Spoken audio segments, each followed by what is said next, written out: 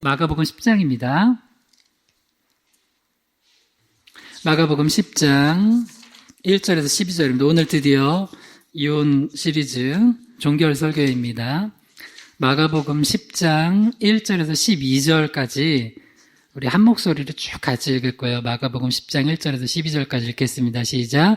예수께서 거기서 떠나 유대 지경과 요단강 건너편으로 가시니 무리가 다시 모여들거늘 예수께서 다시 전례대로 가르치시더니 바리새인들이 예수께 나와 그를 시험하여 묻되 사람이 아내를 버리는 것이 옳으니까 대답하여 이르시되 모세가 어떻게 너에게 명하였느냐 이르되 모세는 이혼 증서를 써주어 버리기를 허락하였나이다. 예수께서 그들에게 이르시되 너희 마음이 완악함으로 말미암아 이 명령을 기록하였거니와 창조 때로부터 사람을 남자와 여자로 지으셨으니 이러므로 사람이 그 부모를 떠나서 그 둘이 한 몸이 될지니라. 이러한즉 이제 둘이 아니요 한 몸이니 그러므로 하나님이 짝지어 주신 것을 사람이 나누지 못할지니라 하시더라. 집에서 제자들이 다시 이를 물으니 이르시되 누구든지 그 아내를 버리고 다른 데에 장가드는 자는 본처에게 간음을 행하며 또 아내가 남편을 버리고 다른 데로 시집가면 간음을 행함이니라. 아멘. 잠시 기도합니다. 하나님 너무나 감사합니다. 오늘 이 좋은 가을에 주일 아침에 주님께 나와 뜨겁게 찬양하고 뜨겁게 기도하고 또 간절한 마음으로 말씀 받게 하시니 감사합니다.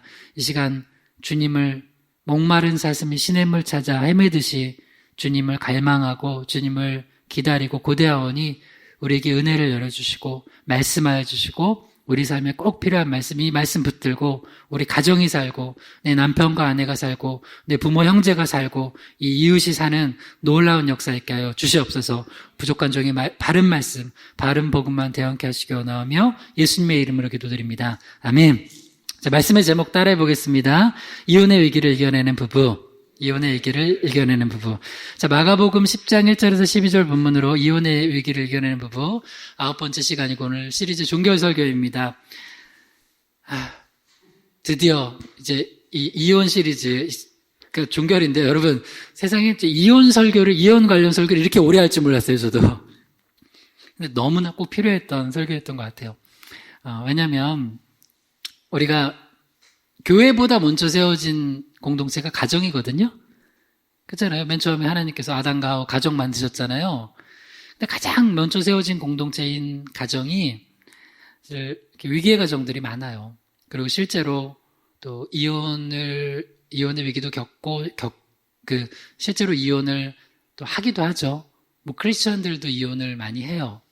그러면 성경에 예수님이 이혼에 대한 가르침을 해주셨기 때문에 이 말씀을 붙들고 혹시 이혼의 위기에 있는 부부들은 이 말씀 붙들고 다시 화평케 되고 혹시라도 한번 또 결혼 생활에 어려움을 겪었던 분들은 또 주님 안에서 다시 시작할 수도 있어요. 그래서 하나님께서 새롭게 시작하게 하는 모든 것들은 이전과 다르게 이전 것은 지나갔으니 보라 새 것이 되었도다 하는 그런 저와 여러분의 가정 되길 주님은 축복합니다.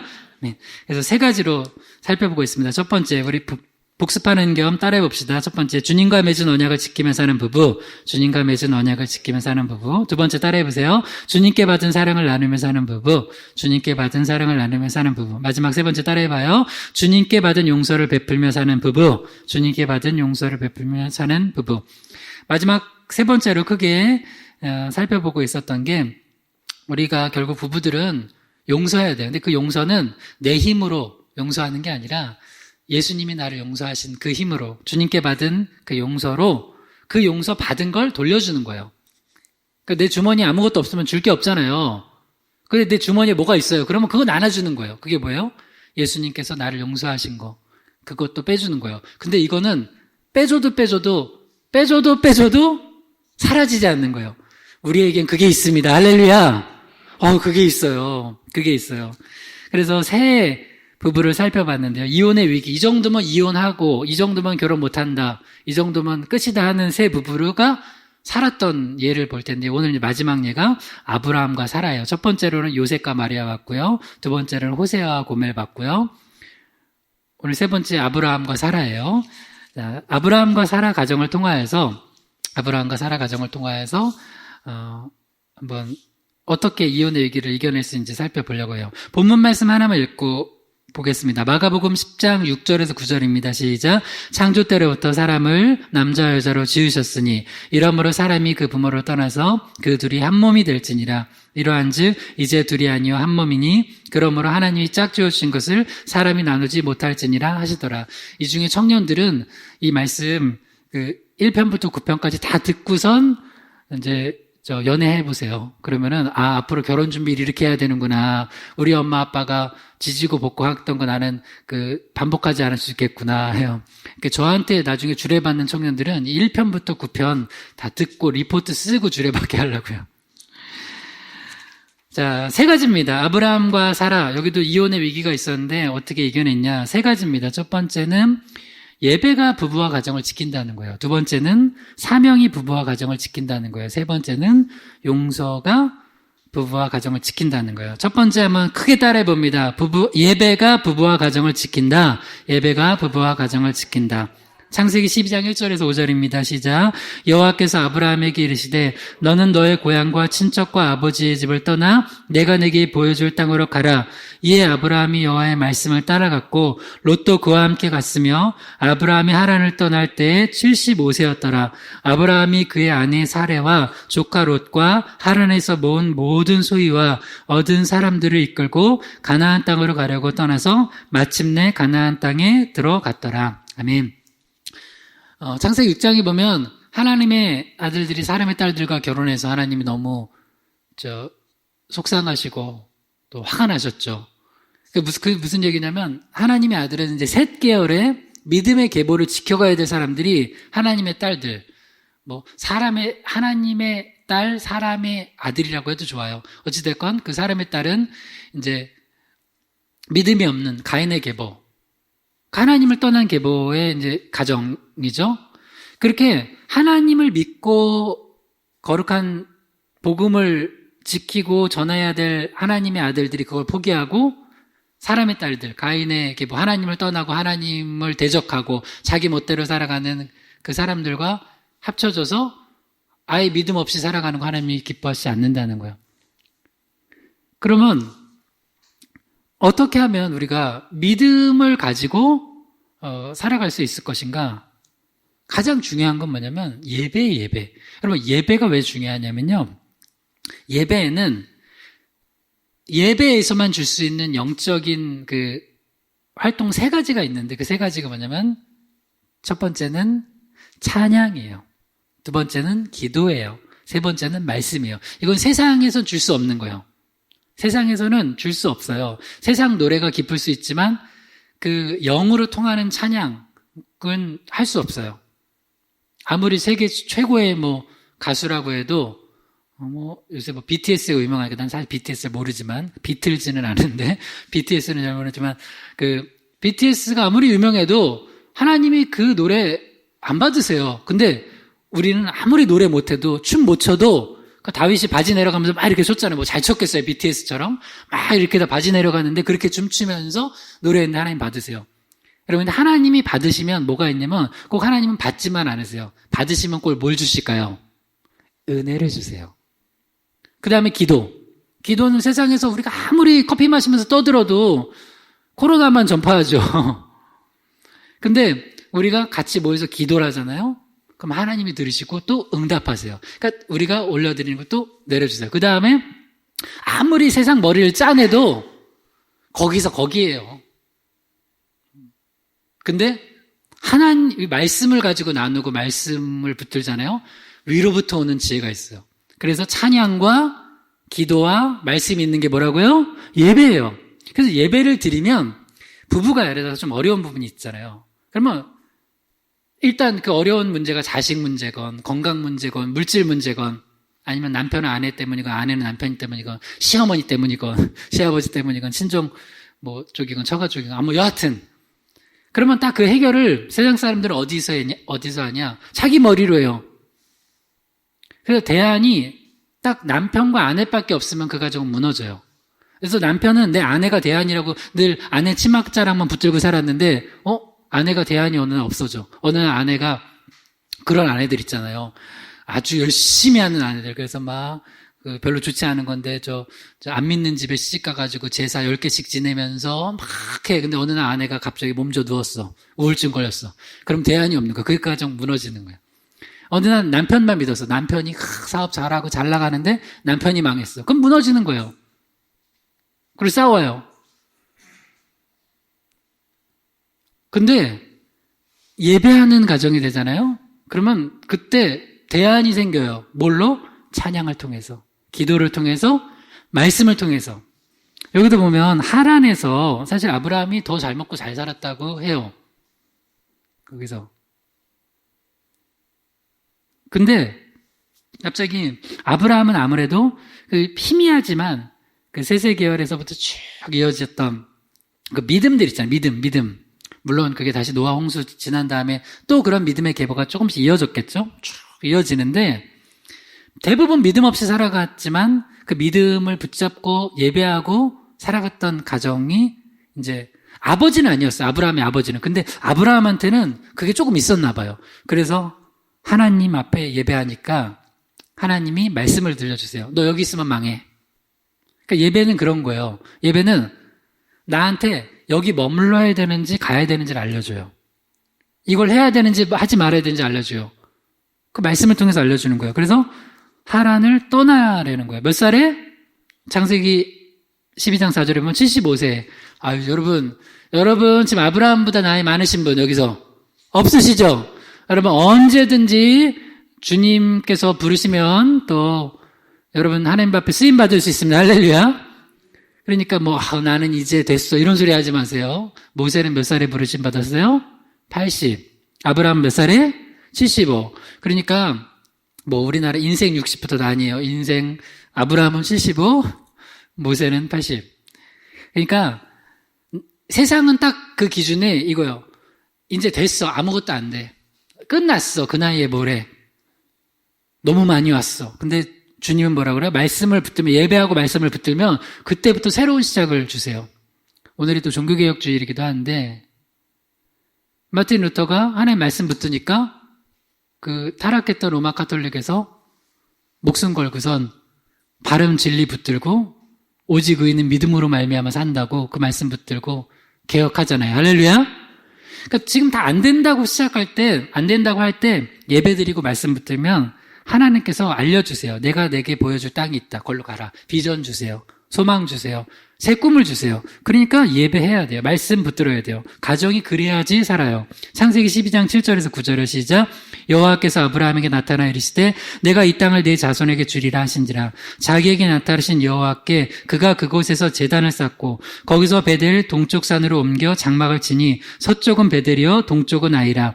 그가 그곳에서 여호와께 제단을 쌓고 여호와 이름을 부르더니 점점 남방으로 옮겨갔더라. 아멘. 하나님께서 왜 하란에서 이제 가나안 땅이죠. 약속의 땅으로 그를 들이시냐면 일단 여러 가지 이유가 있겠지만 일단 하란에서 있으면 거기서 너무 우상이 가득한 곳이니까 그 하나님께서 그를 또 건져주세요. 그러니까 그럴 때가 있어요. 하나님이 너 거기서 나와 할 때가 있어요. 왜? 거기 있으면 내가 영적으로 망해. 막 물들어요 거기. 그러니까 나오게 하시는 거예요. 그리고 또 어디를 가라고 하세요. 왜 가라고 하냐면 그래서 또 내가 거기서 가서 내가 만나서 살려야 될 영혼이 있는 거예요. 할렐루야. 그래서 주님이 자꾸 어느 날 누구 자꾸 만나라고 하면 좀 만나세요. 만나서 뭐예요? 네, 커피 사주고 밥 사주고 그 다음에 복음 전하고 또 다 죽어가고 있는 사람들 살려주는 거예요. 아브라함한테 그 사명을 맡긴 거예요. 근데 아브라함이 그렇게 하나님의 말씀 부여잡고 본토 친척 아비 집을 떠나서 이제 갈 때 하나님께서 하나님 앞에 가장 먼저 한 게 뭐냐면 장소를 옮길 때마다 예배하는 거예요. 제단 쌓는 거예요. 그러니까 여러분이 할 일이 뭐냐면 여러분이 어디를 가든지 예배하는 백성 되기를 주님을 축원합니다. 예배하는 가정 되기를 주님을 축원합니다. 이런 부부가 돼야 돼요. 그러니까 부부 사기단 이런 거 하면 안 되고 부부 예배단 내가 만든 용어네요. 부부가 만나면 예배, 저 부부만 만나면 자꾸 예배하지. 아우 귀찮아 해도 부부 사기단보다는 낫잖아요. 그러니까 나중에 그 사람들이 저 부부 만나가지고 예배하게 됐어. 이게 좋아요. 저 부부 만나서 내 인생 사기당했어. 이게 좋아요. 부부 예배단 되기 바랍니다. 네. 그 다음에 청년들은, 커플들은 부부 커플단 좀 돼야 돼요. 부부 술꾼단, 뭐 이런 거 되면 안 돼요. 쟤네 커플만 만나면은 술 먹다가 거의 죽어. 뭐 이러면 안 되잖아요. 그러니까, 하여튼, 이제 아브라함과 사라는, 조카 롯까지 또 있었지만, 하여튼, 이 가정은 가는 곳곳마다 예배의 단을 쌓은 거예요. 근데 결정적일 때, 이 예배 드렸던 게 그 가정을 지켜요. 부부를 지켜요. 왜냐면, 아무리 봐도 대안이 없을 때가 있어요. 이제는 경제적으로 이거 대안이 없다, 가정에. 능력 있는 줄 아는 남편이 능력이 없다는 걸 알았어요. 아내도, 굉장히 집안을 잘 꾸려가는 줄 알았는데 이게 아니라는 걸 알았어요. 자식들도 보니까 아니에요. 그러면 소망이 없으면 어떻게 돼요, 이제.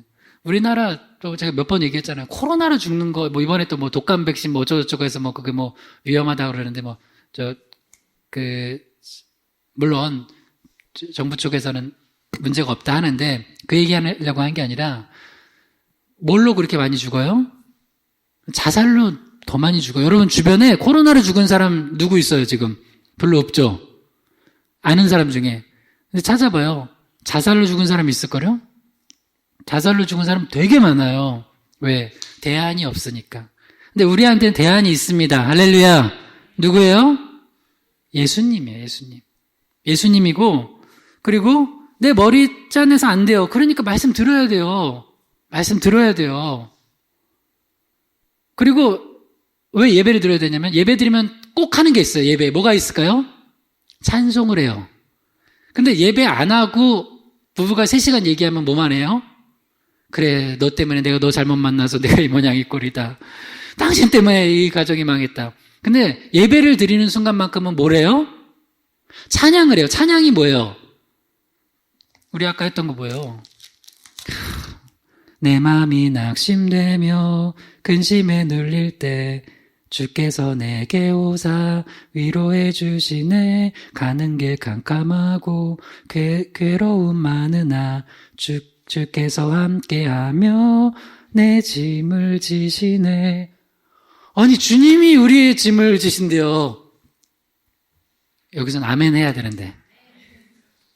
찬양을 하니까 맨날 만나서 불평하고 싸우고 원망하던 게 뭐가 돼요?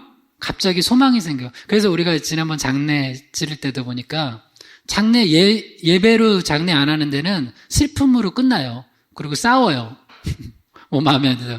근데 예배로 하잖아요. 그러면 좀 이따가도 정신 차리고 목사님 오셨네? 예배 드리자. 그래서 예배 드리고 저 높은 곳을 향하여 난 잘 모르겠 저 높은 곳을 향하여 우리 어머니가 가셨구나 하면서 내 주여 내 맘 붙드사. 뭐가 이렇게 변화가 돼요. 찬양을 하고 또 기도를 해요. 대안이 없는데 기도를 하니까 그래도 우리 기도하자 하고선 또 주님의 은혜를 구해요. 세상 사람들 도울 사람 아무도 없는데 그래도 주님이 도와주신대요. 그러니까 기도하는 거예요. 그 다음에 또 말씀을 보니까 여호와는 나의 목자시 내게 부족함이 없으리로다. 뭐야? 난 지금 부족한데? 더 읽어보니까 사망의 음침한 골짜기를 다닐지라도 해를 두려워하지 않는데 아멘하고 믿는 거예요. 그러면 삽니다. 할렐루야. 그래서 예배가 중요해요. 그래서 결정적일 때는 예배가 살려요. 그래서 여러분 힘들고 죽겠죠? 그럼 딴 거 다 멈추고 예배하세요. 이번에 힘들고 죽겠으면 이번에 가을 특세 한번 6일 동안 빠지지 말고 아구레 자만 한번 들어보세요. 그리고 유튜브로 올라와 있는 아구레 기도도 들어보고. 우리 희망의 교회 저기 중에 제일 많이 조회수가 높은 게 그 노래더라고요. 아구레 기도. 제 설교는 열 몇 번밖에 없는데 거기는 거의 300번 가까이 듣더라고요. 이 찬양 하나가 은혜를 크게 주는구나. 여러분, 예배하는 부부 가정 되어서 예배를 통해서 여러분 부부와 가정을 주님이 지키시는 은혜 맛보시기 바랍니다. 할렐루야. 두 번째 따라해 보세요. 사명이 부부와 가정을 지킨다. 사명이 부부와 가정을 지킨다. 창세기 12장 10절 시작. 그 땅에 기근이 들었으므로 아브라함이 애굽에 거류하려고 그리로 내려갔으니 이는 그 땅에 기근이 심하였습니다. 이게 참 재밌는 게 믿음이 있는 것 같아요. 또 좀만 어려움이 있으면 사람들은 영적인 것보단 육적인 걸 택해요. 그 땅은 하나님이 약속하신 땅이에요. 하나님의 사명의 자리예요. 사명의 자리. 근데 애굽은 어떤 자리예요? 먹고 사는 자리예요. 자, 보세요. 영적인 자리와 육적인 자리가 있어요. 영적인 자리를 다른 말로 하면 사명의 자리예요. 지금 저한테 이 자리는 사명의 자리예요. 코로나인데 아니요. 코로나가 불어닥치든 뭐하든 저는 목회자니까, 목사니까 사명의 자리 예배하고 전도하는 거예요. 그게 사명의 자리예요.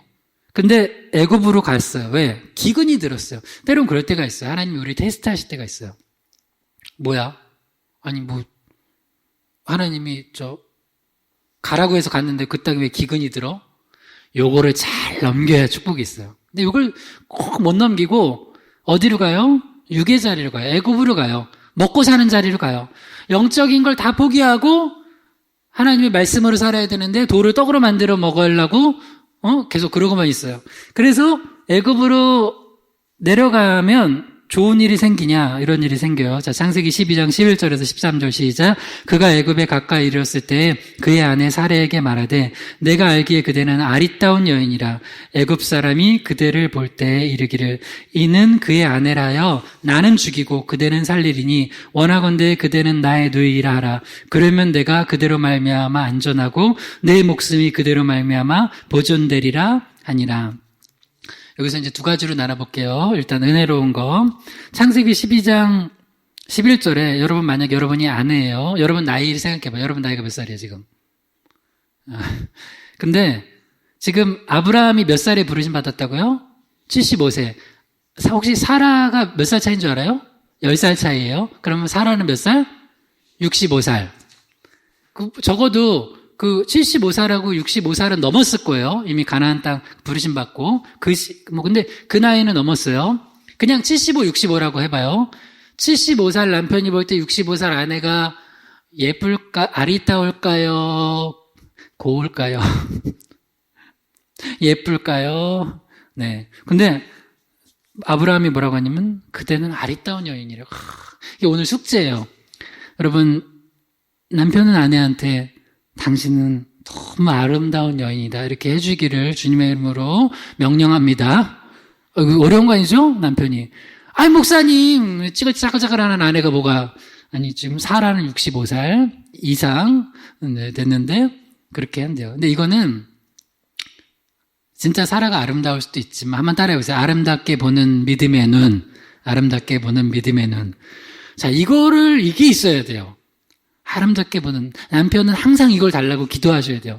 아내가 아름답게 보이는 믿음의 눈. 내 여자친구가 아름답게 보이는 믿음의 눈. 물론 여자친구 때는 아름답겠죠. 그러니까 결혼까지 가는 거 아니에요? 네.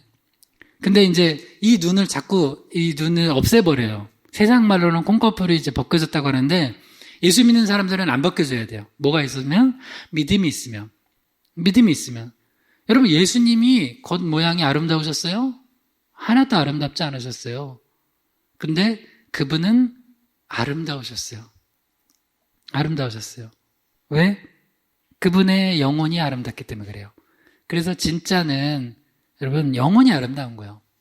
여하튼 남편으로서 아내한테 당신은 아름답다. 이거는 창세기 12장 11절 말씀을 가지고 말씀으로 선포해 주는 거예요. 얼마나 좋아요. 네. 근데 여기까지만 보내야 돼요. 12절을 보내면 이제 여러분은 이제 위기의 부부가 되는 거예요. 근데 이 말을 왜 했냐. 여기까지는 좋았는데 12절에서 13절까지 보면 이제 사명의 자리를 버리고 먹고 살라고 하는 자리로 가니까, 애굽으로 가니까 이제 문제가 생긴 거죠. 그래서 당신의 미모 때문에 내가 죽을지 모르니까 나의 누이라 하라. 이런 제 아내를 누이라 하는 이복누였대. 그게 무슨 상관? 하여튼 지금은 아내잖아요. 그죠? 아내잖아요. 무슨 거짓말이지. 아내인데 누이라고 속이라고 한 거예요. 여러분, 남편 중에 아내한테 혹은 아내 중에 남편한테 결혼 생활하다가 진짜 큰 실수한 적들이 있는 부부들이 있을 거예요. 내가 이런 남편을 믿고 살아야 돼? 내가 이런 아내를 데리고 살아야 돼? 하는 만큼 큰 실수, 이건 실수 정도가 아니죠. 아니, 이건 실수 정도가 아니라 이 정도면 여러분이 판결해 줘봐요. 여러분 친구 중에 누가 와서 야, 내 남편이 나보고 자기 살겠다고 누이라고 하라고 해. 하면서 자기만 살겠다고. 그러면 뭐라고 할 거예요, 여러분? 네? 야, 당장 헤어져 그럴 거 아니에요. 반대도 그렇고요. 나보고 동네 아저씨래 하면서 남편이라고 안 하고. 그런데 참 요렇게 됐을 때 성경에 재밌는 일이 벌어져요. 창세기 12장 17절 시작. 여호와께서 아브라함의 아내 사레의 일로 바로와 그 집에 큰 재앙을 내리신지라. 바로는 이제 애굽 왕이죠. 바로는 너무 좋다, 환영한다. 야, 이렇게 이쁜 동생이 있었냐? 그러면 이제 데려오라고 해서 이제 사라는 이제 여기 이름도 중요해요. 이때는 아직 아브라함과 사라가 아니라 아브람과 사레예요. 아직 이름 바꿔주시기 전에요. 그래서 사레는 눈물 훔치면서 이제 뭐야, 나 진짜 가야 돼? 하면서 그랬는데 하나님께서 딱 막으셨어요. 바로와 그 집에 큰 재앙을 내리셨어요. 여기서 중요한 게 있어요. 두 번째가 뭐라고요? 다시 한번 따라해봐요. 사명이 부부와 가정을 지킨다. 사명이 부부와 가정을 지킨다. 하나님께서 아브라함의 가정은 어떤 가정으로 택하셨냐면 예배하는 가정, 사명을 감당하는 가정으로 부르셨어요. 근데 사명의 자리를 버리고 먹고 살겠다고 애굽으로 가니까 그러면 망해야 되는데 하나님께서 그 가정의 사명 때문에 어디를 망하게 하냐면 바로와 그 집을 망하게 해요. 잘 들으셔야 돼요. 여러분이 어떤 존재냐면 여러분이 만약에 하나님의 사명을 딱 받잖아요. 그리고 내가 그 사명을 감당하려고 하잖아요. 그때부터는 그 사명 때문에 하나님이 여러분 지키십니다. 할렐루야. 그래서 지혜로운 사람은 그 사명을 붙들고 살아요. 그래서 그 지혜로운 부부와 가정은 하나님이 사명 주신 거 있으면 남들 안 하면 내가 해요. 그거 놔달라고. 오늘도 봐요. 오늘도 무슨 주일이요? 지역선교주일. 우리에게 주어진 희망의 교회 고기동 지역의 사명, 전도하는 사명, 코로나라고 아무도 안 하면 우리가 하는 거예요. 그러면 그것 때문에 하나님이 우리 희망의 교회를 지키십니다. 할렐루야. 그래요. 지금 그거예요. 이 가정은 비록 지금 잘못된 선택과 잘못된 길을 갔음에도 불구하고 이 가정을 통해서 누가 나와야 돼요? 이삭이 나와야 되고 그 약속의 전 이삭을 통하여서 하나님의 언약을 성취하시면서 나중에 쭉 누가 나와야 돼요? 예수 그리스도가 나오셔야 돼요. 이 엄청난 이 사명 때문에 하나님께서 그 가정 못 건드리게 바로의 집을 망하게 하시는 거예요. 여러분 좀 이런 담대함이 좀 있으세요. 세상에 가지고 나 어떡하지 그러지 말고 우리 사명 감당하는 가정인데 우리 가정 건드리면 큰일 난다 하는 그런 마음이 좀 있어야 돼요. 물론 교만하라는 얘기가 아니라 좀 당당하세요. 창세기 12장 1절에서 3절 이미 이 약속을 받았어요. 시작. 여호와께서 아브라함에게 이르시되 너는 너의 고향과 친척과 아버지의 집을 떠나 내가 내게 보여줄 땅으로 가라. 내가 너로 큰 민족을 이루고 내게 복을 주어 내 이름을 창대하게 하리니 너는 복이 될지라. 너를 축복하는 자에게는 내가 복을 내리고 너를 저주하는 자에게는 내가 저주하리니 땅의 모든 족속이 너로 말미암아 복을 얻을 것이라 하신지라. 이 말씀을 약속으로 주셨어요. 이 말씀대로 하신 거예요. 너를 축복하는 자에겐 내가 복을 내리고 너를 저주하는 자, 너에게 해코지하고 너가 사명이 있는 가정인데 너의 가정을 통해서 아브라함과 사라를 통해서 약속의 자녀 이삭이 나야 되는데 그 뒤에 메시아가 탄생하고 인류 구원이 이루어져야 되는데 너희 가정 건드리고 너를 건드리면 그 가정 저주하겠다는 거예요. 그 사람 저주하겠다는 그 공동체 저주하고 망하게 만들겠다는 거예요. 그러니까 여러분 그래서 여러분 우리가 만약에 사명을 제대로 감당하는 공동체가 되잖아요. 여러분 가정이, 부부가, 여러분 가정이, 그 다음에 우리 교회가. 그러면 하나님이 그 사명 때문에 보호하시는 게 있어요. 그러니까 저도 가끔 그런 생각을 해요. 내가 되게 부족한 목사잖아요. 여러분 봐도 제가 부족한 게 많잖아요. 예전에 제가 아는 지금 은퇴하신 목사님인데 그 목사님이 저한테 대놓고 얘기를 하시더라고요. 그때 제가 신학교 다닐 때인데 20대 초반에 교사할 때였어요. 그러니까 설교국 선생이죠. 제가 그때 중등부모 교사할 때였나? 설교국 선생은 내가 볼 때는 체력도 약하고 물질도 별로 없고 뭐도 없고 다 없대요. 근데 보니까 하나 좋은 게 딱 하나 있대요. 그래가지고 그걸로 쓰임 받을 거래. 그래서 내가 처음에 안 좋은 거 내가 없다는 얘기를 계속 해가지고 그래서 근데 그게 뭐였냐면 영성이래. 그래서 그분께 들은 거예요. 나는 별로 그렇게 생각 안 하는데 내가 볼 땐 그 목사님이 그렇게 얘기를 하시더라고요. 그래서 내가 그걸 아멘으로 받았어요. 그러니까 내가 의지할 건 체력도 아니고 물질도 아니고 아무것도 아니구나. 사람도 아니구나. 나는 오직 주님 붙들고 살아야 되겠다. 뭐 개척할 때도 내가 치번한 적이 있어서 했나요? 어느 사람은 자기 건물 딱 지어놓고 개척할 수도 있고 그런 사람도 있고 한데 없어요. 그리고 인맥도 되게 없어 내가 보니까. 여러분 가끔 전화 오죠? 사람들한테. 저한테 주로 전화 오는 사람들은요, 저기요, 주로 사라고. 그 다음에, 제 생일날 문자 오는 사람들은요, 안경집 있죠? 거기는 진짜 한 7년째 와요. 근데 안경 했던데, 그래서 7년째 안경 축하한다고, 설경님, 생일을 축하한다고. 그거 안 와요, 별로. 인맥도 별로 없고, 없어요. 근데 주님이 그런 부족한 나를 내가 사명 감당하려고 하니까 지키시고 보호하시는 게 느껴져요.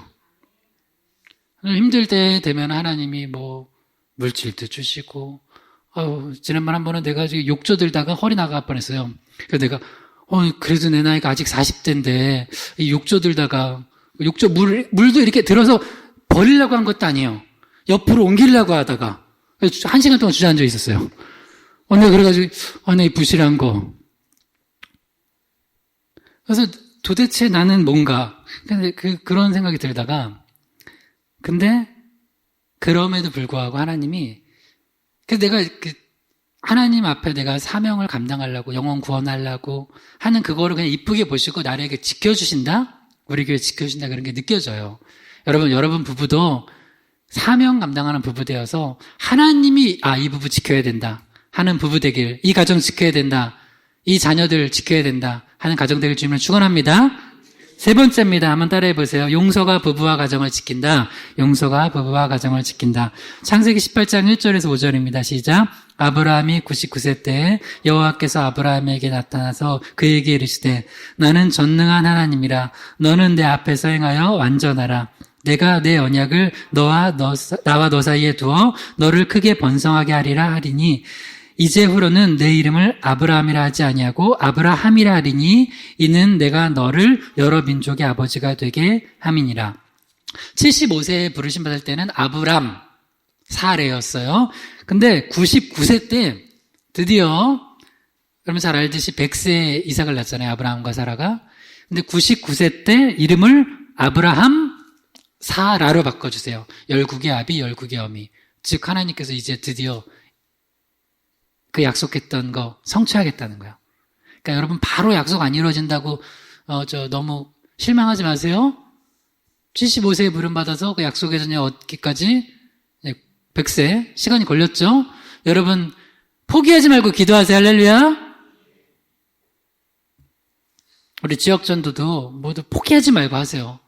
그냥 하는 거예요. 우직하게 하는 거예요. 남들이 뭐라고 하건 상황이 어떤 건 때를 얻든지 못 얻든지 찬양만 하지 말고 주님이 늘 그러세요. 너네 입만 나불거리지 말고 해라고.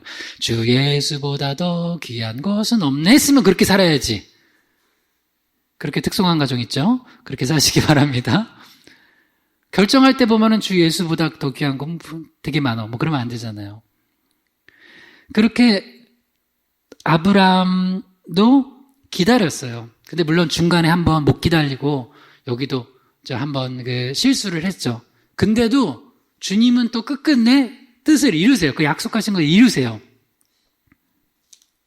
어찌 보면 그들이 중간에만 좀만 참았으면 더 빨리 이루어졌을 게 그때 못 참고 또 인간적 방법 써서 그게 좀 딜레이 된 거예요. 빨리 안 이루어진다고 인간적 방법 쓰지 마세요. 그러니까 빨리 결과가 나오는 건 누구예요? 결과가 빨리 나오는 건 이스마엘. 근데 좀 늦더라도 하나님 뜻대로 하면 좀 늦어요. 근데 누가 나와요? 기다리면 이삭이 나와요. 그러니까 너무 빨리빨리 할 필요 없어요. 빨리빨리 할 필요 없고 그냥 우직하게 이게 하나님 뜻이냐 아니냐가 중요해요. 하나님 뜻이면 우직하게 천천히 가도 돼요. 우직하게 가는 거야. 하나님 뜻 아니면 그거 빨리 가면 더 망하죠. 요나가 하나님 뜻 아닌 곳에 빨리 가다가 이제 어떻게 됐어요? 물고기 뱃속 들어가는 거 아니에요. 근데 이제 봐요. 이름이 바뀌었어요. 하나님이 드디어 이 가정에 이제 우리는 알죠. 근데 여기는 이제 아직 몰랐어요. 근데 알려줘요. 약속의 자녀를 주겠다고. 창세기 18장 1절에서 10절입니다. 시작. 여호와께서 마므레의 상수리 나무들이 있는 곳에서 아브라함에게 나타나시니라. 날이 뜨거울 때 그가 장막문에 앉아 있다가 그들이 아브라함에게 이르되 내 아내 사라가 어디 있느냐 대답하되 장막에 있나이다. 그가 이르시되 내년 이맘때 내가 반드시 내게로 돌아오리니 내 아내 사라에게 아들이 있으리라 하시니 사라가 그 뒤 장막문에서 들었더라. 자, 분명히 봐요. 창세기 18장 1절에 보면 아브라함이 99세 때 하나님께서 아브라함으로 이름을 바꿔주세요. 그리고 창세기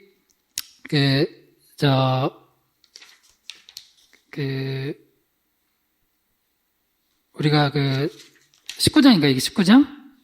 18장, 네, 18장. 그래서 그 다음에 이제 하나님께서 아브라함에게 뭘 약속하시냐면, 잠깐만요, 이거 찾아볼게요. 17장인지 18장인지. 자, 앞에 읽었던 거는 17장이에요.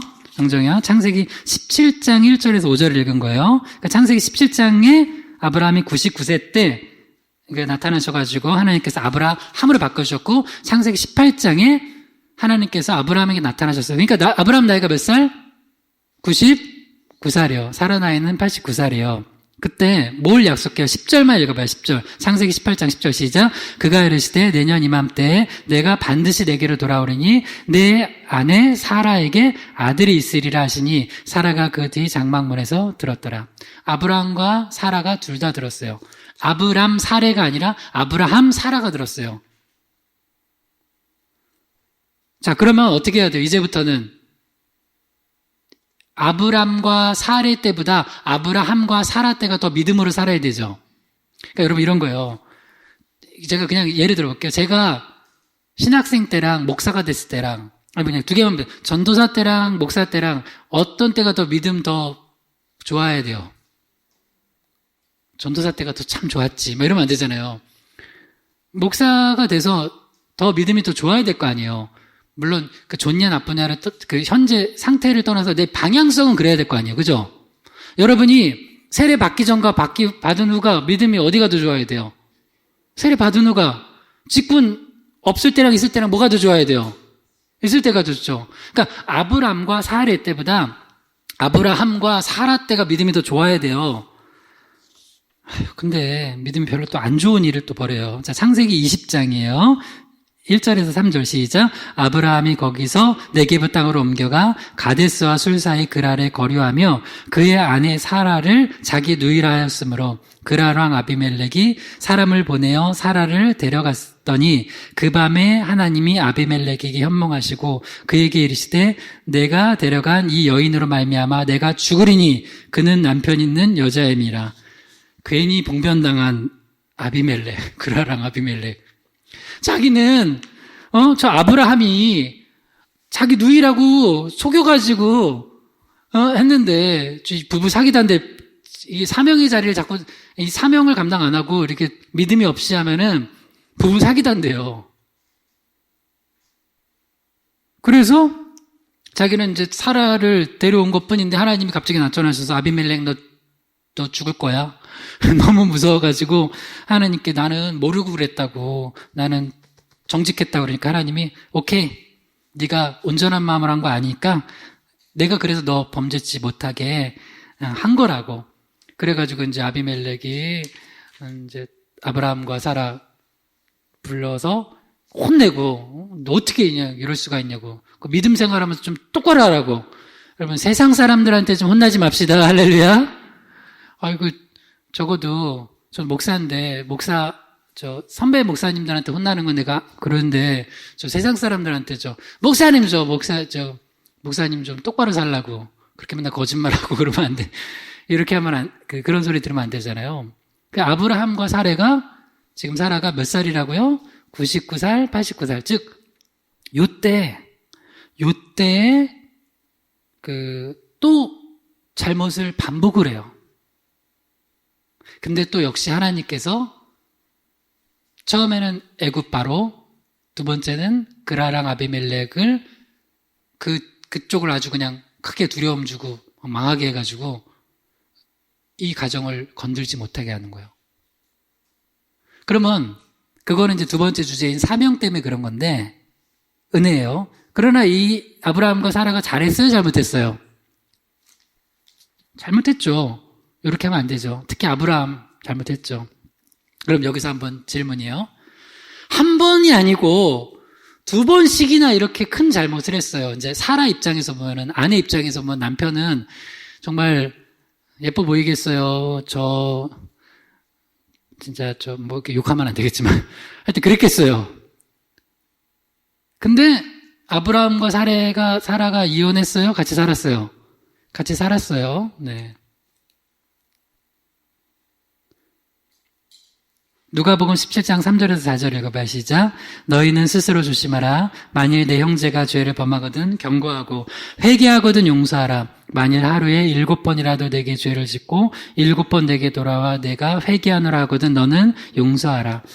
지난주에는 우리가 호세아 고멜 보면서 그런 고멜을, 아내를 계속 사랑하라고 명령했죠. 하나님께서 호세아에게. 한번 따라해보세요. 사랑도 용서도 명령이다. 사랑도 용서도 명령이다. 사랑도 명령이고 용서도 명령이에요. 감히 누가 용서하라고 명령해 줬단 사람을 누가 명령해요? 감히? 네, 하나님이, 예수님이. 근데 아무도 누가 용서하라고 명령 못해요. 근데 딱 하실 수 있는 분 한 분 있어요. 누구? 예수님. 왜? 예수님은 나를 그렇게 용서하셨거든요. 그리고 한번 여러분께 물어볼게요. 그럼 여러분이 만약에 앞으로 1년 후에 여러분이 큰 죄를 진다고 봐요. 그러면 그때는 하나님이, 야, 너 딱 올해까지만 용서해 줄 거야. 내년에 용서 안 해줄 거야. 그럴까요? 예수님이? 여러분이 아는 예수님 그래요? 예수님은 용서해 주세요. 또 우리가 주님 또 잘못했어요. 그러면. 그리고 이미 십자가의 보혈로 우리의 원죄는, 그리고 우리 영혼은 이미 죄의 씻음 받아서 과거에 지은 죄, 현재 짓고 있는 죄, 앞으로 지을 죄까지 다 용서해 주신 거야. 그래서 우리가 구원의 확신을 가지고 천국 백성으로 하나님 자녀로 살아가는 거예요. 이걸 이해를 못하는, 이걸 믿지 못하는 사람들이 행위 구원을 외치는 거예요. 카톨릭. 그러니까 뭐 연옥 같은 거 만들어 놓고 너는 공로가 좀 부족하니까 연옥에 있다가 여기서 뭐 황금 쨍그랑 해주면은 뭐 기도로 공로를 쌓아주면은 천국으로 이동? 그런 게 어딨어요. 부자 나사로 비유 알잖아요. 거지 나사로. 그 사이에는 큰 구렁이 있어서 서로 못 넘어가요. 끝! 그래서 때를 얻든지 못 얻든지 빨리 복음을 전해야 돼요. 빨리 복음을 전해야 돼요. 여하튼 여러분, 용서도 명령이에요. 한번 다시 따라해봐요. 사랑과 용서는 명령이다. 사랑과 용서는 명령이다. 감히 누가 사랑하라고 명령해요? 저런 고멜 같은. 여러분, 그 생각 안 들어요? 호세아는 고멜이 또 그러고 도망갔어요. 또 데리러 오면서 호세아는 고멜을 보면서 뭐라고 했을까요? 네가 왜 거기서 나와? 그랬겠죠. 그 노래가 있나? 네가 왜 거기서 나와? 그랬는데 또 하나님이 또 사랑하래요. 여기도 아브라함도 사라한테 또 이렇게 큰 잘못을 2번이나 했는데 또 용서하래요. 예수님 뭐라고 하냐면, 이거 뭐 장난하는 것도 아니고 하루에 7번 나한테 죄 지은 사람이 7번 돌아와서 회개하라 그러면 용서해 주래요. 와, 이거 진짜. 그러니까 이건 예수님의 사랑을 받은 자들만 가능해요. 그리고 근데 분명한 건 이거예요. 회개하노라 해야 돼요. 그러니까 잘못은 회개를 해야 돼요, 안 해야 돼요? 해야 돼요. 잘못한 건 용서를 구하는 거예요. 그게 기독교 최고의 덕목이에요. 그러면 주님은 또 용서해 주시고 또 우리는 그 안에서 용서를 받을 수 있는 거예요. 근데 재밌는 일이 벌어져요. 창세기 26장 6절에서 7절이에요. 그 아들이래요. 시작. 이삭이 그랄에 거주하였더니 그곳 사람들이 그 아내에 대하여 물으매 그가 말하기를 그는 내 누이라였으니 리브가는 보기 아리따움으로 그곳 백성이 리브가로 말미암아 자기를 죽일까요? 그는 내 아내라 하기를 두려함이었더라. 진짜 이거 보면 너무 웃겨요. 이게 DNA에 박혀 있는지. 요거를 제가 그냥 이제 육적인 거와 영적인 걸 같이 얘기해 볼게요. 보통 그럴 수 있어요. 그런 유전 같은 게 있죠, 실제로. 그런데 아마도, 이건 영적인 얘기인데요. 아브라함은 그 사라한테 그런 일을 이제 벌였을 때, 요때가 99세였어요. 그죠? 그리고 몇 세에 아브라함이 이삭을 낳아요? 100세에 낳죠. 그리고 그 그라랑 아비멜렉에게 그 사건이 일어났을 때가 몇 세예요? 그게 99세에서 100세 사이예요. 그죠? 그렇잖아요. 그러면 아마도 그 일을 겪었을 때 뱃속에 누가 있었을 가능성이 있어요? 이삭이 있었을 가능성이 있어요. 야, 그러니까 하나님이 못 건드리게 딱 막은 거예요. 근데 뱃속에 있었는데 그 사건들을 다 듣고 있었나 봐. 그래서 태교도 중요해요. 그래서 세례요한은 모태로부터 성령 충만했다고 그랬잖아요. 그래서 여러분 나중에 자녀들 십자가 보내면은 꼭 찬양 많이 하고 기도 많이 하고 말씀 성경 통독하라고 하시세요. 그때 그리고 나서 이제 그거는 몰라요. 정말 그런지 아닌지 모르겠는데 나중에 이럴 수 있어요. 이건 이제 중요한 얘기니까요. 한번 아내나 남편이 서운한 게 있어요. 남편인가 아내한테. 그러면 그거를 이긴 성숙한 부부는 부부에서 끝내. 근데 미성숙한 부부는 그걸 자녀들한테 계속 말해. 사례가 예를 들어서 이삭한테, 야, 그때 너 임신했을 때 니네 아빠가 나한테 무슨 짓 한 줄 알아? 누이라고 속이고 자기만 살겠다고 그러더라. 너는 그런 남자 되지 말아라. 했는데 똑같이 될 수 있어요. 왜? 미워하면서 닮는다 그러는데 혹시라도 여러분, 이거는 뭐 가슴 아픈 얘기지만 우리가 뭐 이혼할 수도 있고 또 할 수도 있다는 건 이제 뭐 그걸 허용한다는, 이렇게 적극 권장한다는 게 아니라 그 상황이 그런 상황이 있을 수 있잖아요. 그리고 부부 사이가 안 좋더라도 이 아이가 이 부부의 일이 자녀한테 그렇게 감당할 수 없는 아이한테 모든 걸 다 나쁜 거를 전수해주면 안 돼요. 그러니까 그것도 회개해야 돼요, 사실은. 만약에 그 사례가 이제 아내가 그러고 있다면 그거 회개하셔야 돼요, 여러분. 꼭 회개하셔야 돼요. 왜? 하나님은 그 아이한테 또 다른 계획을 가지고 새롭게 시작할 수 있는 은혜를 주시려고 하는데 악영향을 계속 미치는 거, 엄마를 통해서. 반대로 아빠를 통해서도. 그래서 여러분, 근데 뭘 못하니까 그렇게 하는 거예요? 용서가 안 되니까. 그거를 계속 그렇게 하는 거예요. 그래서 예수 그리스도 안에서 행복한 가정, 복된 가정 누리려면 비록 부모님들이 실수하고 어려움 겪었더라도 자녀들한테는 또 새롭게 시작할 수 있도록 해줘야 돼요. 여러분, 그런 부모 되기를 주님을 축복합니다. 네. 베드로전서 3장 1절에서 6절 읽어봐요. 시작.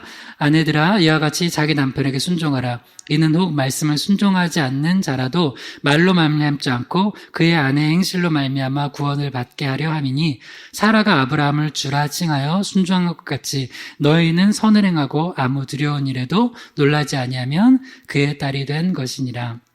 초대교회 때 아내만 먼저 믿고 남편이 불순종하는, 그러니까 예수 안 믿는 가정이 있었을 때 사도 베드로가 이렇게 얘기를 해요. 아내들아, 너희 신앙생활하기 힘들지? 네, 저 안 믿는 불신자 남편 때문에 죽겠어요.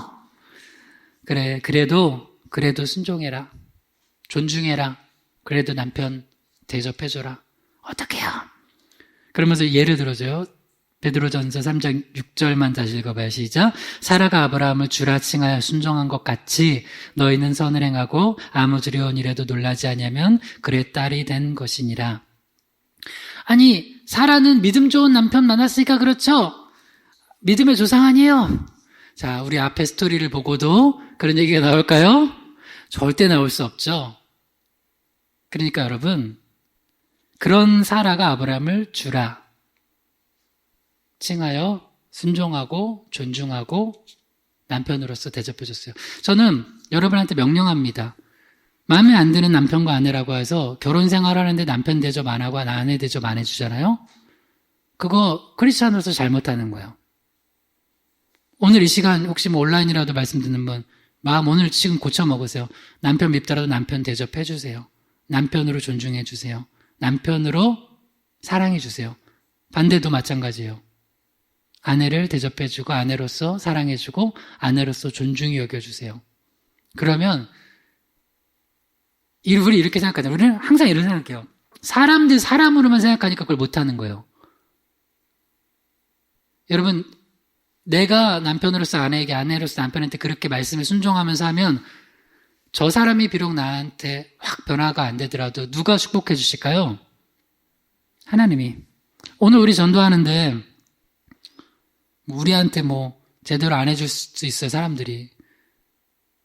그렇다고 해서 우리 똑같이 그렇게 하지 않고 우리는 친절히 대하면서 그들에게 복음을 전해요. 그러면 그걸 누가 갚아줘요? 그 사람들이 갚아줘요? 하나님이 갚아주는 거예요. 할렐루야? 그러니까 이 원리를 알고 부부생활을 하면 이거 나중에 자녀들 축복 갑니다. 아니, 엄마 어떻게 아빠한테 그럴 수 있어? 내가 봐도 아빠 싫어. 어떻게 엄마한테 그럴 수 있어? 내가 봐도 엄마 싫은데? 근데 그게 자녀들한테 축복으로 가요. 그러니까 여러분 가정생활, 여러분 감정으로 하지 말고 말씀 순종하면서 합시다. 마지막 말씀, 이 말씀 읽고 우리 한번 뜨겁게 기도합시다. 에베소서 4장 32절 시작. 서로 친절하게 하며 불쌍히 여기며 서로 용서하기를 하나님이 그리스도 안에서 너희를 용서하심 같이 하라. 여러분, 이 말씀 그대로 부부에게 적용합니다. 여러분, 남편과 아내에게 친절하게 대하십시오. 할렐루야. 남편과 아내를 불쌍히 여기십시오. 할렐루야. 그리고 남편과 아내를 용서하기를 하나님이 그리스도 안에서 여러분, 저와 여러분 용서하신 것처럼 용서하시길 주님의 이름으로 명령합니다. 할렐루야. 이를 놓고 한번 기도할 때 오늘 마지막 끝까지 이제 우리 이혼의 위기를 이겨내는 부부 봤습니다. 주님과 맺은 언약을 지키며 살고 주님께 받은 사랑을 나누며 살고 주님께 받은 용서를 베풀며 사는 부부 되어서 우리 가정이, 우리 부부가 정말 주님 안에서 뜨겁게 사랑하여 사명 감당하는 귀한 가정 되게 해달라고 주여 한번 부르고 기도합니다. 주여. 하나님 아버지 감사합니다. 하나님, 우리가 긴 시간 우리 이혼의 위기를 이겨내는 가정이라는 제목으로 말씀 붙들고 우리 가정의 부부를 중심으로 가정이 회복되기를 소망하며 말씀 듣게 하신 감사합니다. 주님 최초로 만드신 공동체인 이 가정이 우리가 믿음 안에서 또 소망 가지고 주의 사랑을 나누며 살 때, 주님께 받은 용서를 베풀며 살 때 우리 가정을 회복시키시고 우리 부부를 회복시키시고 다시 우리 부부와 우리 가정을 통하여서 주님의 놀라운 사명이 이루어지는 그런 가정 될 줄 믿사오니 주님 은혜를 내려 주시옵소서. 오후에 있을 우리 지역전도에도 은혜 주시기 원하며 예수님의 이름으로 기도드립니다. 아멘.